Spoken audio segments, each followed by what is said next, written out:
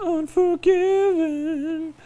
The moral of this story is don't f with whores because Don't f with who? Don't f with whores because a horse. where there's 3 or more, that's a gang. And this gang of sluts didn't like it too much when their coworker got her face cut up by an angry cowboy.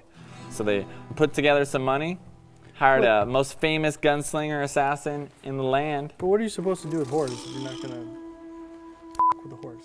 If you're not gonna f with the horse, well, the guy cut her face up.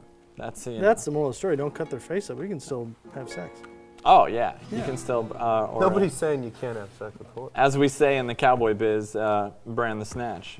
That's So you get Clint Eastwood, Morgan Freeman, which seems to be a recipe for an Academy Award.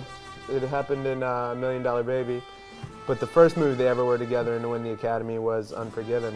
Which this script actually was floating around for 20 years, not being made until Clint Eastwood put the, his touch on it. Called He decided up Gene. that it's the first movie I think he Hackman. grew into the part. Like he wanted to look like an old aged cowboy, so he waited 20 years, grew in to be 60 to make this movie. Who does that? Clint Eastwood does that. This movie, as opposed to most westerns that you see, it's got a label of the anti-western, but whereas most westerns show violence as a justifiable means to an end, and this movie shows how violence, and how it harms everyone around it.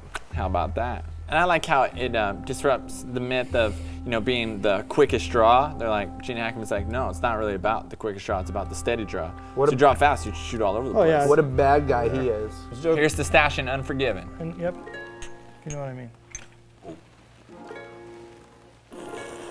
Oh.